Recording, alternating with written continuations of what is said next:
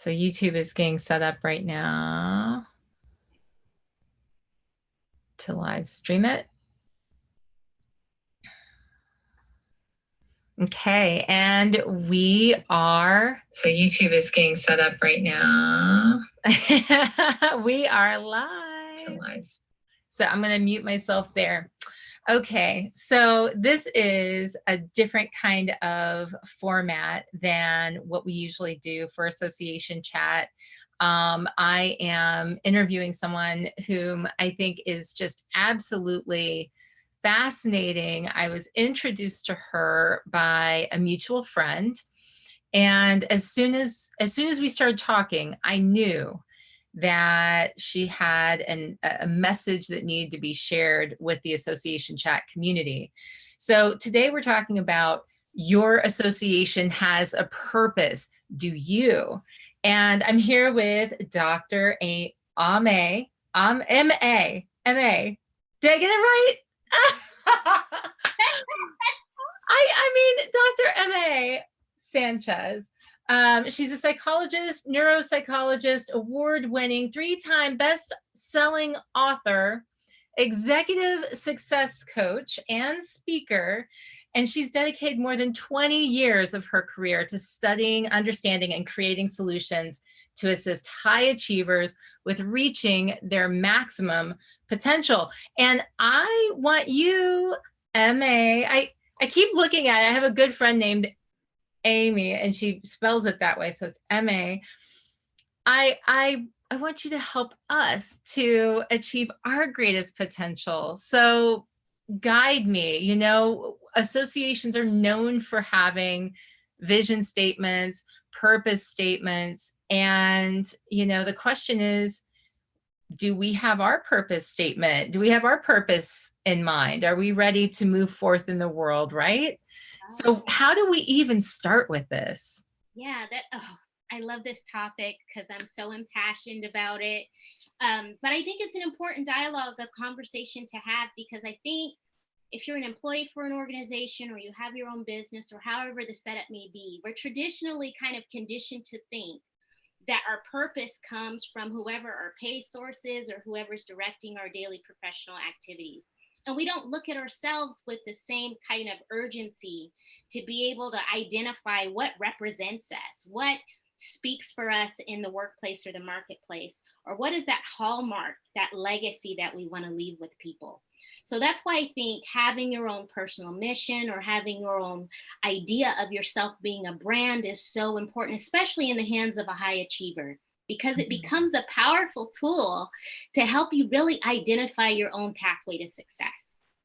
So how do you define, if you're a high achiever and you're looking at, I think a lot of us get caught up in how we can achieve those goals for the people we work for the organizations we work for, but we forget to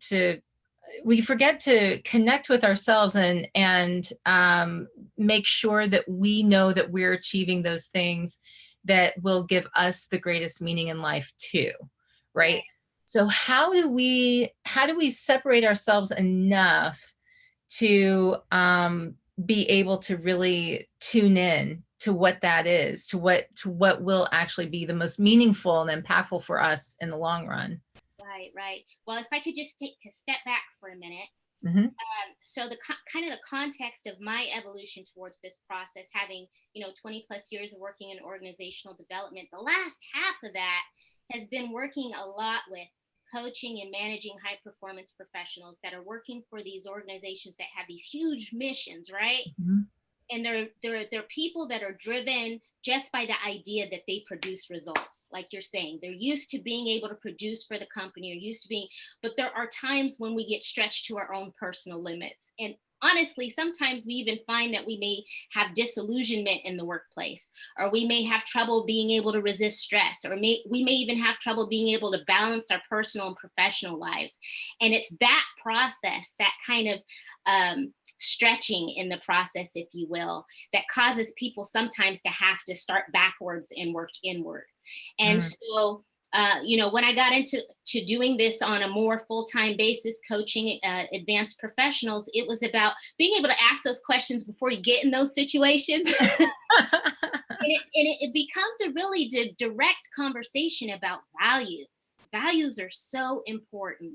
Now, we know that kind of on a larger scale, our organizations, associations have values that represent the mission that we execute every day.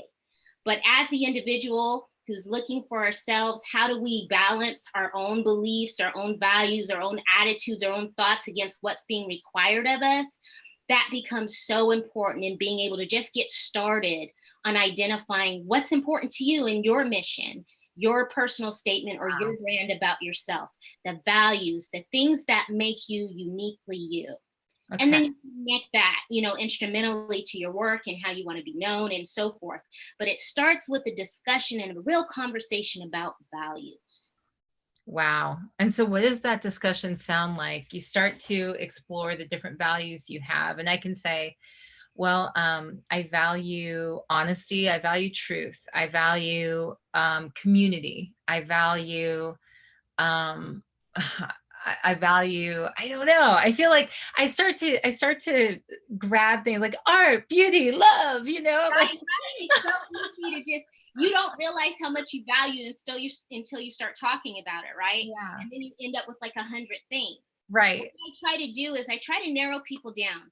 Let's talk about your top 3 to 5 values that describe you in any environment, personally or professionally. What would you say would be the top 3 to 5 things that you most value? Oh, wow. Okay. So honesty, because I really believe in having honest dialogue. I feel like if we're superficial, we don't get anywhere. Creativity, curiosity. Those are probably the top 3. Leading with love. I know that sounds a little woo-woo because well, it just does, but humor. Okay. So that's 5. So honesty, creativity, curiosity, love, and humor. Like I like humor / fun. Like I feel like I love to laugh, and it comes out at maybe some of the most inopportune moments, but I think that's definitely part of being human, and I look for those moments, Right. That's wonderful. So think about this in the context of what you just shared.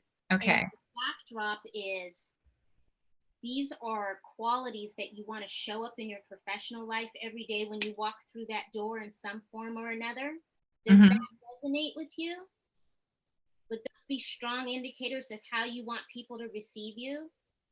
Yeah, it does. But right. But in this, if I start to look at it this way, how am I don't know that I'm consciously aware of it as I'm doing this. And it's probably why I'm enjoying what I do more now than I ever have before, because I can see some of this. But I would say, like, when I look at humor, for example, I don't know that until just now I would have thought that that was something that was important to look at and add into what I've got. So that's probably missing in what I've got in my in like my business.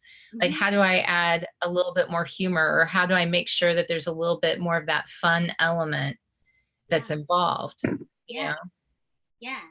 And so that's kind of where you start to massage this idea about purpose, because it really starts with the conversation about values. Okay. And becomes this dialogue that takes you on this path to not just identifying what's important for you professionally, but also personally.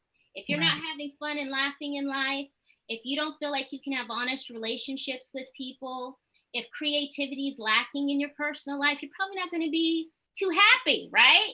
Right. So that's the idea of kind of being able to have that balance. When any of those factors could possibly be missing for you in an important way, then you start to become more vulnerable to things like stress, burnout, this difficulty with being able to balance your responsibilities and expectations across all boards, personally and professionally. So, this may not be where you land forever on these 5 values. They can change. You can modify those, right? Because we're complex people. Right. But there may be points in your professional life or in your personal life where those resonate very strongly with you. And that's what you need to feel kind of good and balanced and whole and feeling like you're getting your needs met. What does it mean if someone who's watching this discovers that one of their 3 to 5 core values that feeds directly into their purpose, they just are not there in the workplace that they're in, the workplace setting that they're in, or there's like, they're completely opposite. Like it's instead of humor, it's completely dry and super serious all the time. Is that a red flag? Is that can it work? Can they still work in a place and know that there are some key values they have that maybe the place where they're working doesn't? Yeah. I think that's a really insightful question to have, because I think that, part of being a high achiever in these types of situations is that you learn how to be really resilient, right? You kind of broker around whatever situation is delivered to you and you still somehow either are able to produce, get your needs met out of it, or in some way or another. But the idea that I think you need to maybe seriously consider is how much compromise can happen before an individual starts feeling as though they've compromised too much. And that really that's probably the deeper question, because some people are not always able to say that they have identified their life purpose in their job. Their life purpose may be outside of their job. So their job sometimes can be, unfortunately, just an instrumental means to an end. It could be a way that they make money, but they're still committed to the company and the organization's missions and values. They still produce, they're still a great employee, but there may be something, a larger calling that they're called to that's outside of what they're doing. But if they're still able to access that in some way, then it possibly could be still a workable situation for them. Say maybe your life purpose has something to do with being artistic or being an artist or singing or being creative or acting. You just feel like in some way or another, being in a creative type of situation is it feels like balance to you. But maybe your job that you're doing every day, you're working as an accountant. Or something that's very administrative or technical, and it really doesn't pull from that aspect of your life that you have joy in. So then the question would be, do you have other ways that you can access that part of you that helps you feel as though there is a marriage between your purpose and your life and how things are working? So it's a multi-level discussion, but I think for each individual, it's a unique answer and it's a unique process. I want to take a second here, and I want to say to the people who are watching live right now on YouTube, or the person who's logged into the Zoom conference right now and able to ask questions. If you have questions with Dr. Aimee Sanchez, as we're talking through, going through this interview, and I'm asking her questions, please type them in. I'm going to check on both channels, and I will incorporate those into our conversation. Or if you feel brave and you're on Zoom right now and you want to jump on and go on video and ask your question, you can do that too. Just type into the comments and let me know. So one of the things that we talked about before we decided to do this was that we were going to talk about how we began crafting the personal mission statement in 3 steps. And I don't know if I let you tell me all the 3 steps or if I summarized that correctly in what I was doing. So I looked at my values.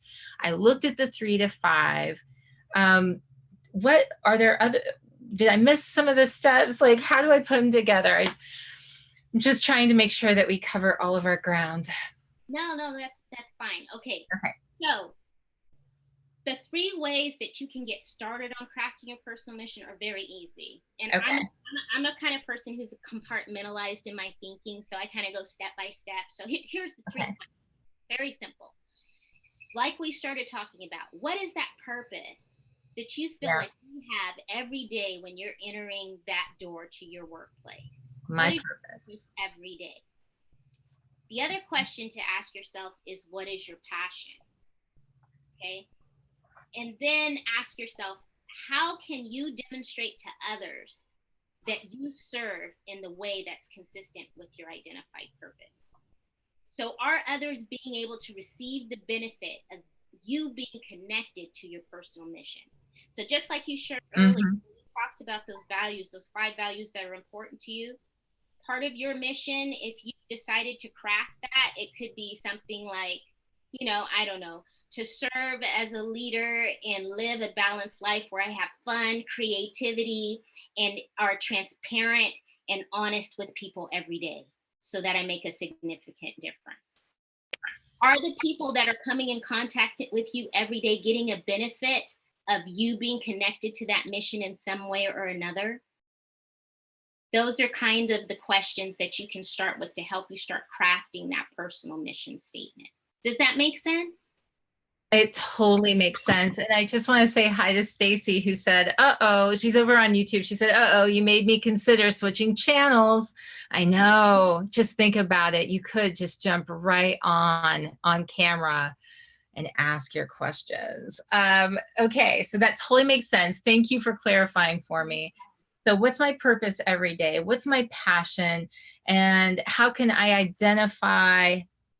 Yeah, how can you be able to demonstrate to others that you're serving in a way that's consistent with your purpose? Yes. Okay. So I'm a slow learner, but I try really hard. Okay. So, okay. So I've identified, I've looked around me. I'm saying, all right, how can I share this with the people around me? How can I better demonstrate as I go along my path with the people I encounter in the workplace? Okay. So what if I'm having a sense of, you said that the values can change. You said we're dynamic people. We can go through changes all the time. Maybe we've gone through something significant and, we've had a radical shift in what we want to focus on. How do we go about, and I didn't prepare you for this question, but hopefully it's not that crazy. How do we go about maybe making those changes in our day-to-day when it's such a radical shift? When other people's expectations of us are maybe set on the patterns that we've established with them, Sure. for a long time, and we've suddenly realized that humor really is a big important part for me. I never really thought about it before, but I refuse to let it go. And people are like, why is this person like doing this now? Why is she wanting to have a dance party in our meeting? Like, what's going on? Stacy's on, she says, guess who's on Zoom now? I know, watch out. So what happens if that takes place? Do we need to just start from scratch, or can we still rock it in the workplace where we are? Or, do you have advice for us for that? Absolutely. It's one of these things, it's not really a linear equation. It is kind of like all messy, right? Because we're complex people. And so we can do whatever we want. It's our personal brand and our mission statement. But the thing that I think you benefit from in identifying your personal mission statement is that it gives you a way that you can really elucidate or explain to people your value in the workplace and what you think you bring to the workplace, right? But the power in that comes from you being able to not just identify your personal statement, but share it with people, right? Share it with people so that they kind of clearly know where you come from. They kind of clearly know what your hallmark is. They kind of clearly know what your legacy of work is and what you stand for. But the same thing comes from if you decide that the mission has changed, Right. Or if you decide that it needs to be modified, to kind of find a way to introduce that there's been a shifting or a change and the concept of how you're showing up professionally. And maybe in some cases, it might even involve a reason as to why. Like, like you said, if you're leading a team of people Yeah. and you've been leading in a certain way, maybe there's a disconnect there. And you're finding that something like humor or being a little more lighthearted or leading with less of an iron fist will have more credibility with your staff. And so you share with them, you know, in all transparency, that you're going to shift the way that you're leading because you found the benefit in doing that personally. And you also want to bring that to the team. I love that because I feel like it frees us up. I think a lot of times, you know, we get caught up by our own limitations. We let things define us and we think, well, but I'm the person who never laughs in the meeting. And it's like, well, you can just kind of change that anytime you want, you know, like you can change. You know, I remember that several years ago, I was like, well, you know, I had this sort of fear of people's judgment of me. And I was the person, I always had to have makeup on, even if I went to the mailbox, you guys, even if I went to the grocery store, because we ran out, like I had to always have it. And it was stressful. And it also, it had something to do with, they were limitations that I put on me, but they were also things that I was so worried about this identity that I had set up for myself that I would like not be that thing that I had established in the world that I was. And it's like, you know what? You just don't have to. You can just wake up one day and say, it just doesn't matter that much. You know, like I don't have to be that. That doesn't have to be part of who I am anymore. Yeah. And that's what it was like to let it go. I think the thing, you know, that I get concerned about, I think, with associations is that when I used to work for several different associations and, you know, I would look at their mission and sometimes I was more tied to it or more like, you know, drank the Kool-Aid than other times. And, you know, it's interesting because I think sometimes a lot of people who work with associations, they get caught up in the tasks at hand and just doing that thing. And they don't understand that each one of them in their roles have such an amazing impact on the people around them, on the members, on the organizations themselves, which leads to the industries that they represent. And so I got to thinking about this lately and wondering, you know, I mean, was that just a problem that I had, or was it something that a lot of us do where we forget the power that we have, each one of us, to have a great impact on the world around us through just our daily, the way we lead and live our lives, you know? Yeah. And you know, with my background in neuroscience, this is so kind of in alignment with the whole process because as human beings, I mean, there's only so much that our brain can focus on at one time, right? And so yeah, we kind of get tunnel vision sometimes, like you said, and we get so focused on the task that we forget about being relational. And those relationships just don't impact the others that we touch with our influence and, you know, our leadership, but also being able to relate to ourselves. You can find that if you're looking for an association or an organization and you're 150% sold out on the mission, that you know, when things happen, maybe the way that you don't plan or that you didn't expect, that's that process that can sometimes happen is that disillusionment. Because you maybe have over invested to the point where you've lost your identity in what you're doing and the tasks and the image and what that looks like. And you haven't been able to be grounded in who you are. And so it takes time to get back to that.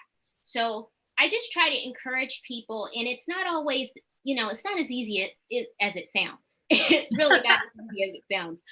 But I think that, you know, we have a sense as leaders or people of influence to feel like we can't openly be transparent about what we're going through, that it makes us less than credible, or that people might think that we're a fraud, or they'll think that we're less than competent.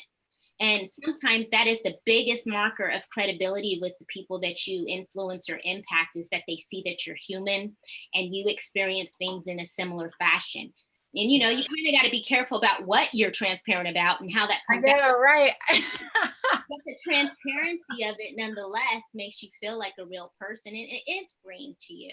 So yeah, definitely I can understand that. Been there myself. I've worked with thousands of high achievers that struggle with the same battle, but I think it's important to see the priority and the importance of developing yourself personally and also developing yourself professionally. Mm, I love that. Stacy, Michael, do you guys have anything that you want to ask at this point in the Zoom chat?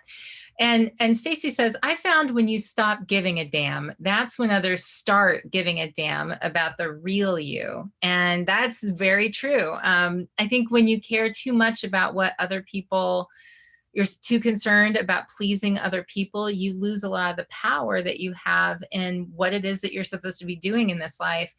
But when you focus on it, when you focus on yourself and like what it is that you're supposed to be taking care of, your business that you're supposed to be taking care of, then it does seem like other people begin to care a little bit more and pay more attention to what you're doing. It's almost like we sense, right, that they've got it, they're on the right path.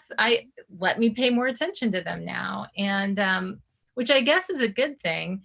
You said that we are going to get clear about our purpose, our mission, and our vision, right? Leading into this, our purpose, our mission, and our vision. And so one of the questions that I had is, how do we define the difference between our purpose, our mission, and our vision? Because a lot of times we think about those things or I do think about those things almost interchangeably. And you definitely, I've worked in organizations where you have your vision statement and your mission statement. I don't know that they've necessarily said their purpose. Maybe they had it hidden somewhere, or maybe they captured it within their mission or their vision statement. But is there a difference? And if so, what is it between those things? Yeah, they're kind of interchangeable in some ways, but I guess more importantly, the purpose about, if we're just talking about the individual. Okay. When you're talking about your purpose, you're talking about the why and the what. Why are you here? What were you created to do? Okay. Right? And then the vision is the big picture. How do you see that your purpose fits into the plan of where all of this is going? Part of that might be the vision of where do you see this going forward? So if you were to ask yourself that, based upon the purpose that I see that I have in my life, how do I see the big picture, me living out my purpose every day? Where is this purpose going? Where is it going? Where is it going to end? And then who's going to be impacted as a result of me fully living out my purpose? Your vision, well, both your purpose and your vision are connected to others, but the vision is the big picture. Okay. The big picture going forward. So oftentimes you hear thought leaders talk about casting vision. It's like, I have this idea about the future and my thoughts about the future and how that's going to look. It's the big picture, where the purpose is your individual part in it and how you see that being lived out based upon your unique talents, skills, giftings, and abilities. Yeah. So how do we get clear about our vision? So if we have, say, I've figured out, I've listened to you and I have developed my 3 steps to my personal mission statement, right? Yeah. How do I get clarity around what that big picture is for where I'm going? Okay. I'm asking all the big questions, like, please lead me, guide me down the path. Well, I told you I'm very compartmentalized in my thinking. So here we go. Okay, so the purpose, why we're here, what we were created to do. Okay, what is it? Okay, so asking yourself, what is it that you don't enjoy about what you're doing in your job right now and why? This kind of getting clear as how you're going forward. Sales letters. Yeah. Yep. I can answer those things real fast. And then why is it that you do what you do? Okay. Mm-hmm. Okay. Why do I do what I do? I know why I do association chat. Why I do some of what I do, some of the consulting work that I do is, I mean, a lot of it has to do with money, like just, I know that that's the way that I pay the bills. I don't know that, and it's because I'm good at it, the speaking stuff that I do because I feel like, it's part of, I used to do it because I thought it was good for getting people to know who I was so that they could hire me for consulting. And I used to think of it like that. It's like, well, I can go and I can connect with people and then they can hire me. And now I am, like we've talked about before, I'm, working on something that's probably the most meaningful talk I've ever given. And that has nothing to do with the getting hired later for consulting. That has everything to do with, I feel like I'm doing what I'm supposed to do here on earth, which is, I feel like I'm helping people to know something that I think they can use that will end up making things better, right? So I'm tied to that. I'm still having trouble with that consulting piece, which does not sound as connected as all the other pieces, right? Okay. So they may all be part of the big picture, Mm-hmm. down to doing what you really love to do. Because Mm-hmm. some of the other stuff might just be pragmatic stuff you have to do so you can do what you love to do. Okay. Yeah. But you know what you love to do. And what you love to do is what? I love to talk to people, like right now. I love to learn and I love to share what I've learned. Okay. So yeah. Be there with that, because that's Okay. partly connected to your purpose, right? Mm-hmm. And then for you, now this is going vision forward with that, what you just said. What does success look like for you without the paycheck? Right. Okay. So if I'm not thinking about the paycheck, success would be, and this is something I really struggle with. And I just want to say, Stacy says over here, intrinsic versus extrinsic is a battle we're all facing. Kiki, you're definitely not alone. Thank you. It's, if I didn't have to worry about the paycheck, success would look like, it would look like people telling me that they had used what I'd shared with them to change the organizations that they're in or to build communities so that it's made a difference for these different industries. And I realize that's not going to happen right after a talk, and that's not going to happen. Oh, there's my dog. That's not going to happen right after a talk, and that's not going to happen really fast either. That's something that is, takes some time. Yeah, And you're building incremental. So you can just imagine that if you have a vision going forward, that every step you're taking closer to that vision feels like success. Mm-hmm. Right? Based upon what you just said. The outcome that you're looking for is that people would know that they had been impacted as a result of what you're doing. Yeah. Yeah. So that's connected to the outcome of you staying connected to your purpose that ends with touching other people. So that's my last question about vision. Okay. How do you want to feel about your impact on the world? How do you want to feel about it? I mean, I want to feel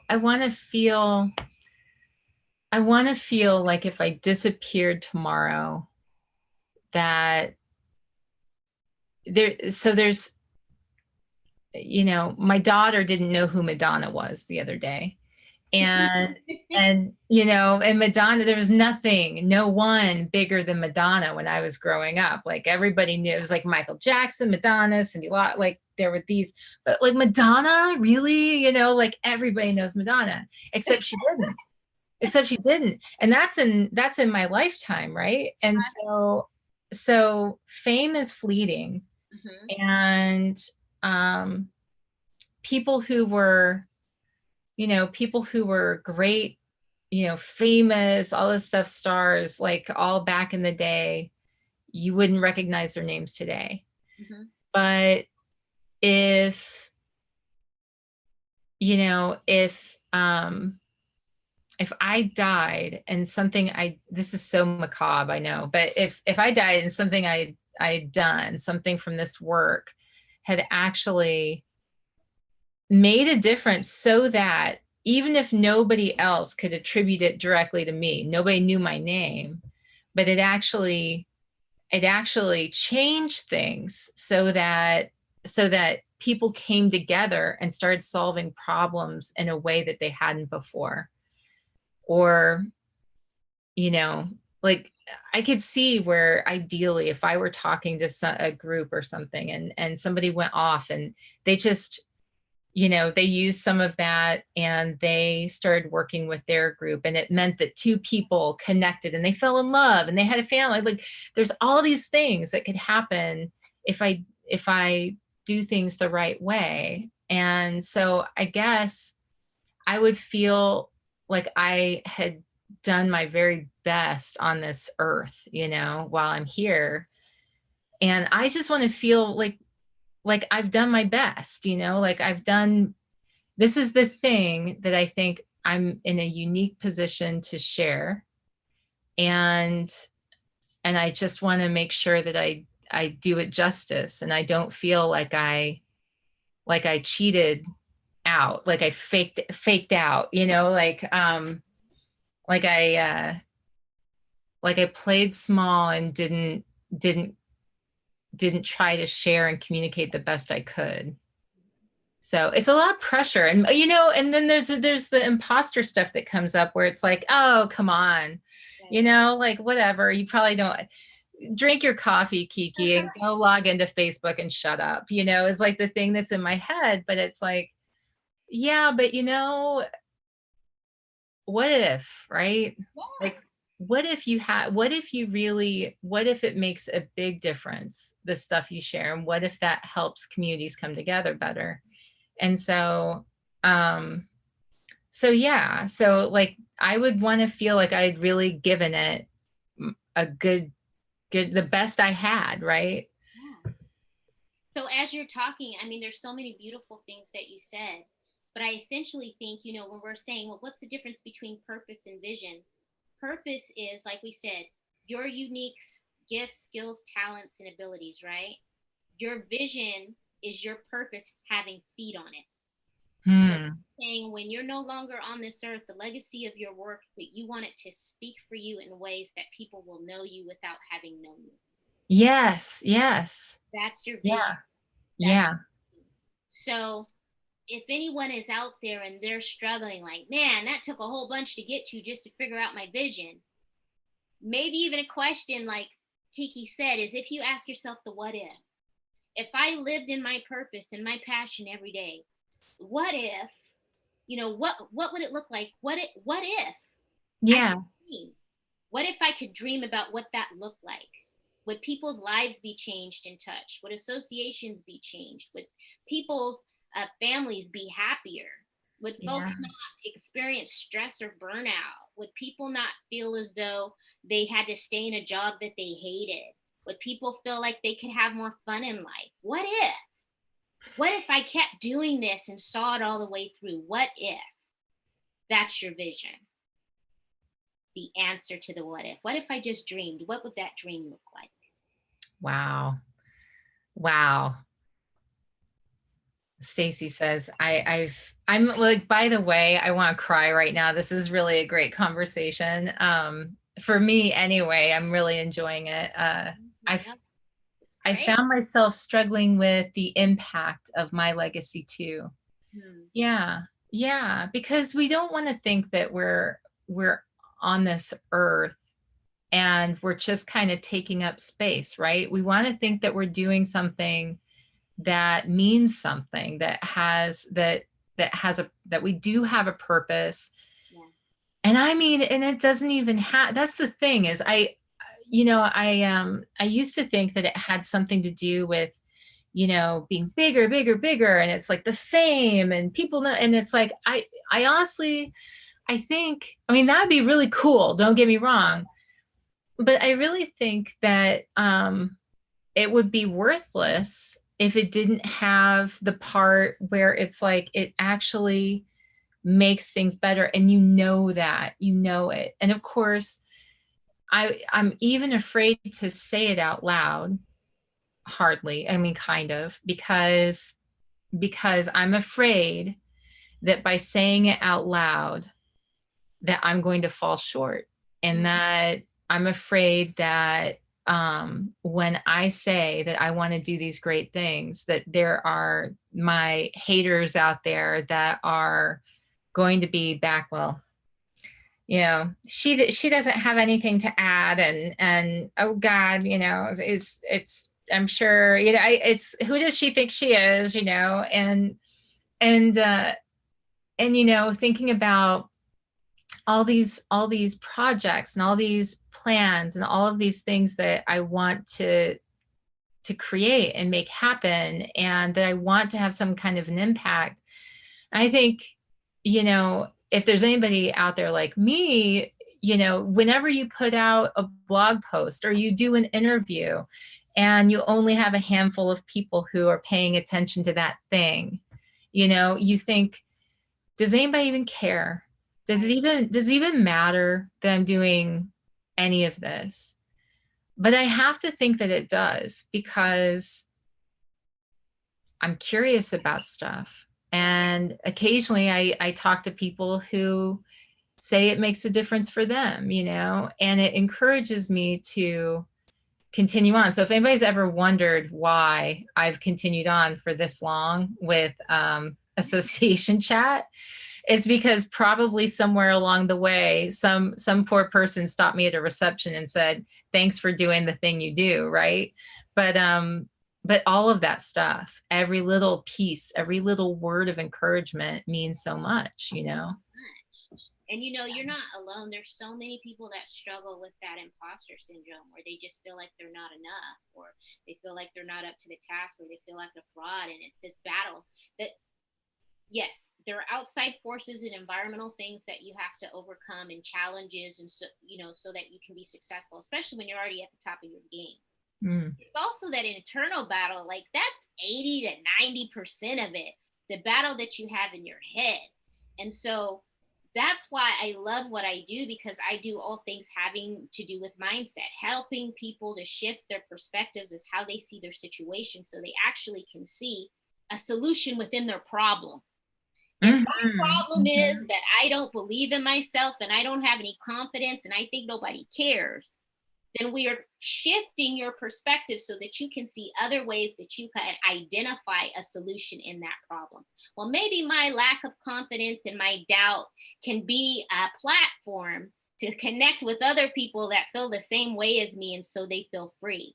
I love that. Do you see? I mean, you guys, did you see what she just did with that? She just took that and said, hey, that could be a strength. That could be a strength for, like, you feel doubt. Maybe that's how you better connect with people, by sharing your vulnerability, or by being up there and letting people know it's okay not to be confident 100% of the time, like you have all of the answers.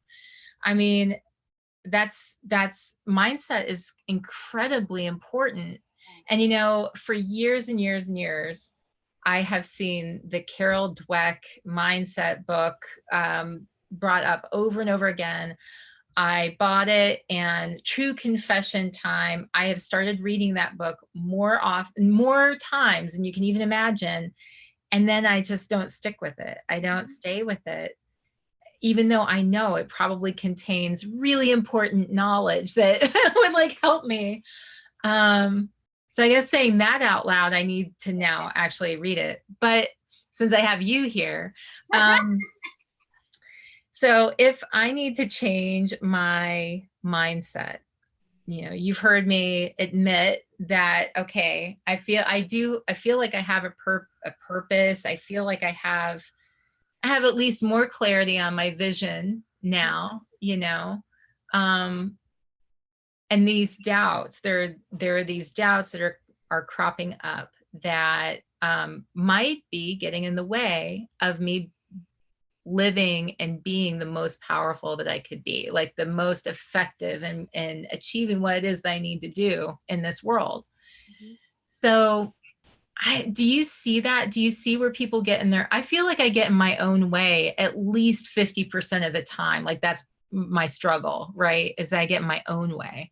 Yeah, how can we get out of our own way? Oh my gosh. That is such a complicated question. I ask the worst questions. I really do. Maybe I'm the best, you know. It's so much easier said than done, right? I know. Because I always joke with people all the time, like the smarter you are, the more complicated and complex your defense mechanisms are. Yeah. So like, you know, I tell people that I have established castles and mansions with my defense mechanisms that I myself are the truth, because I've learned how to lie to myself. But the reality is that we don't understand how powerful the unconscious is and playing against us. I mean, these are deeply rooted behaviors, thoughts, and attitudes that have originated from deep in our past. And, you know, a lot of people say that's woo-woo, blah, blah, blah, stay in the present. But when you look at these patterns as they continue to emerge over people's lives and the areas and themes that they're saying that they're problematic for them, likely they're related to these old ideas.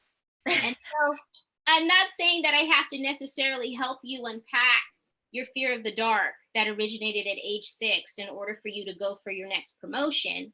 But we do have to be able to talk about what some of that dialogue that's going on that only you know, because you tell yourself that, and that's what keeps you from going forward. Yeah. The thing that the brain responds to is that your unconscious, you know, when you're dealing with something like fear undergirds a lot of this in some form or another. When you're dealing with things like fear, that's a very basic response. That's deeply rooted in us. You see a bear, you run. Right. That basic for us. So when it's in the unconscious and it's that deeply rooted, the power comes in being able to make that unconscious idea belief conscious. So if you know that every time I get up to speak in a meeting where there's 50 people there, or I have to give my position on a report that I failed at, or I have to have a conflictual interaction with a difficult employee, if I know that fear is the operating base for that and I'm aware of it, then I can address that in my awareness. That's the first power. So whatever's undergirding and keeping you from getting where you need to go, making yourself aware of that is the first step in being able to attack it. Wow. Calling a thing a thing. Calling a thing a thing. So it's awareness. It's saying, you know, like I am afraid that because this person doesn't like me, that it indicates I've made a poor choice, and that I make poor decisions. But is that true? Yeah, is that true? Is that true? No. Okay, I said it out loud. You know, like done. Okay, I'm solved. So Stacy says, "Oh, I'm sorry. Go ahead." Oh no, I was just going to say, Stacy says, I have a question that's kind of the opposite of that kind of fear, which is interesting. Stacy, do you want to clarify? You want to jump on and ask, or do you want to add more to that? How do I jump on? Let me invite you on. I think I can allow to talk. Yes. Here we go. Hello, can you hear me? Stacy, we can hear you. Yes. I've always wanted to have a conversation with a hologram. Here we are. Yeah. Okay. So my question is, okay, so we're talking about like the fear of failure or of vulnerability or whatever. What about the fear of success? Because Yeah. sometimes I get into this, like things are going great and everything, and then I'm like, hey, this could be really good. This could really take off. It would be awesome. But then something stops me. I'm like, I know that this has potential to be awesome, but something stops me, because then I'm like, oh my God, I don't know. I'm an introvert. I don't want a whole lot of attention on myself. Like, what do you do with that? Yeah. Yeah, that's a great question, Stacy. So it's really the same answer. The fear of failure versus fear of success is still fear. So when you talk about you don't have this great idea in the project, and if it takes off, then what? Because I have a fear of speaking in front of people. Same fear. Why do you have a fear of being visible? What is the underlying belief? So the brain tries to reconcile that, because the fear is the protective response, right? So the way you bring it to your awareness, Stacy, and you're already telling me you're aware of it because you just told me, is you keep asking why. Why am I afraid of being in front of people? Why are you afraid of being in front of people, Stacy? Well, okay, maybe I phrased that wrong, because I am like part of the 1% of the population who is not afraid of speaking in public. I actually enjoy it. So when I say in front of people, I'm not necessarily talking about like literally going up and talking in front of somebody. I'm just saying, like, just successful in general. Like, what is it that is holding me back that I'm actually afraid of there? Would I not be able to handle it, or what? I'm not sure what's going on there. So let's push back. So let's say, so why do you think? Let's just play. So why, Stacy? I don't know. You guys are so much cheaper than therapy. I don't know. Dr. MA, she may not be cheaper. I don't know, but right now, yes. I've been around that block a few times. I'm good. I've had enough to like last me like 9 lives or whatever. I don't know. Like, I'm not sure. Maybe it's because I've had things go well in the past, and suddenly like things will come to a screeching halt and life will throw me a wrench. Maybe. I don't know. Afraid of the things that you can't predict, or the things you can't control? Yeah, I mean, I'm not the great Kikini. I can't see into the future. Like, so, like, maybe that's it. Maybe it's because I'm afraid of things, life getting too complicated, maybe, and then I wouldn't know how to juggle everything, perhaps. And how important is control in your life? Very much. Okay.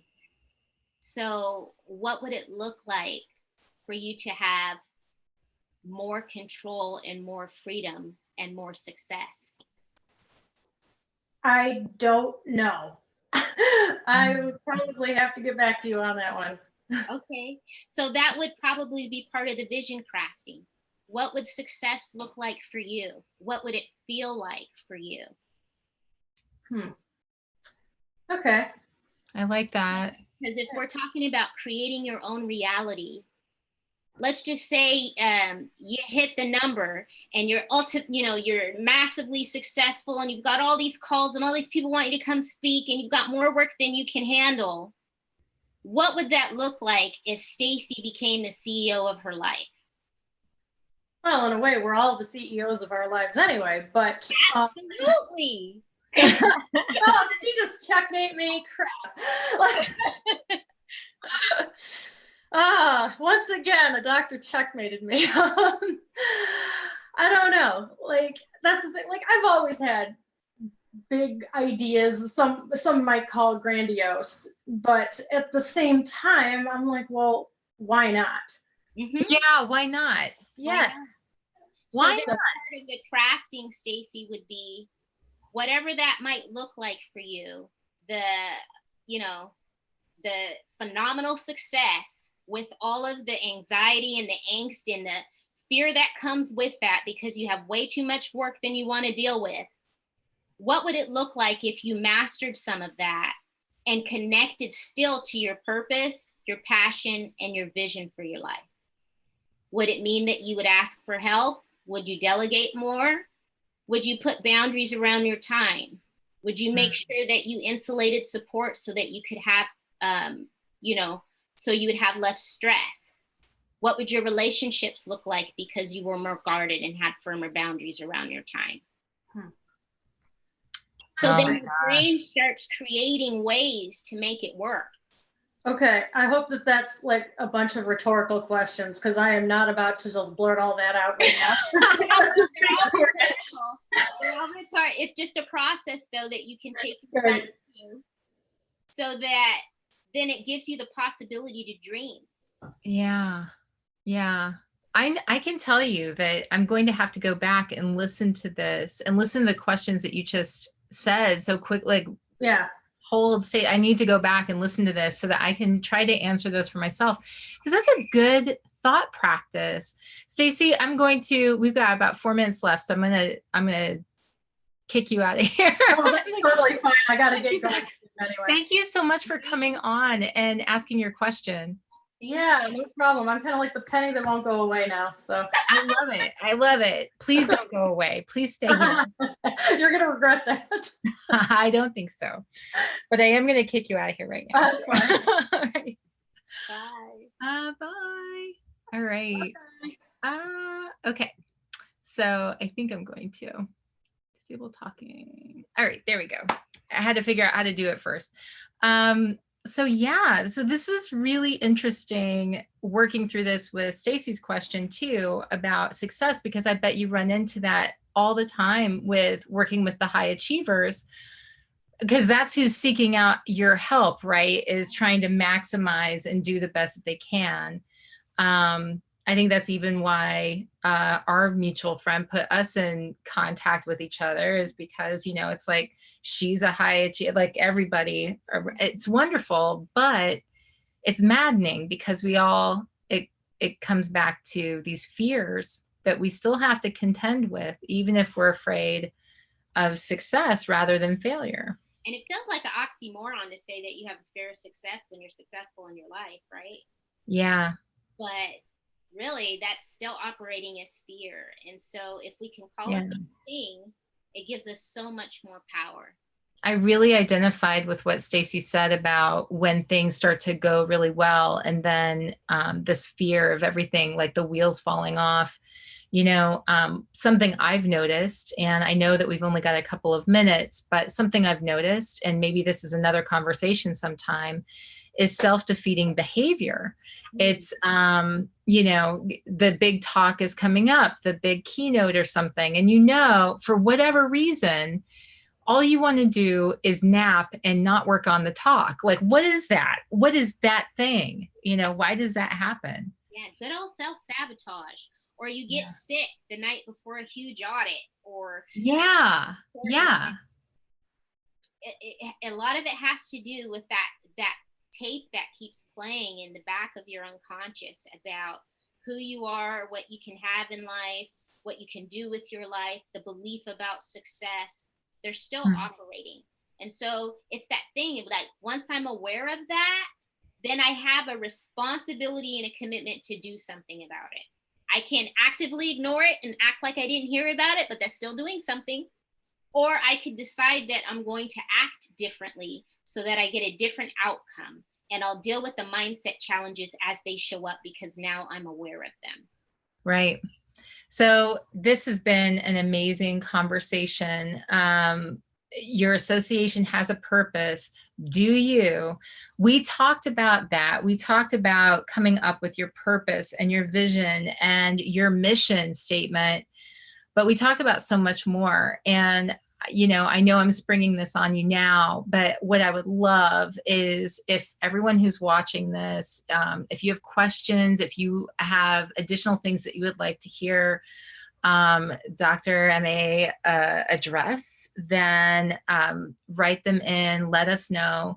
And I would love it, Aimee, if you could come back and, and have a conversation with us so that we could explore this a little bit more, because self-sabotage, that's a whole that's a whole other game, right? And how can we try to improve our mindsets and move past it? In the meantime, if people want to reach out to you, if they want to have more information, I know you have books out there. What's the best way for people to find more information about you? Yes, please go to my website, www.dravsanchez.com. Okay. Sounds good. Thank you so much. Thanks everyone for watching tonight. I know that this was a little bit different than the usual setup, usual format for Association Chat. But if you were watching on YouTube, are watching on YouTube, listening to this on the podcast later, or if you're watching through Zoom, I thank you for your time and I thank you for your attention. Let us know what you think in the comments. And as always, keep asking questions to learn every day. As Joseph Campbell once said, the cave you fear to enter holds the treasure you seek. So until next time, everyone. Bye. Thank you so much. Take care. You too.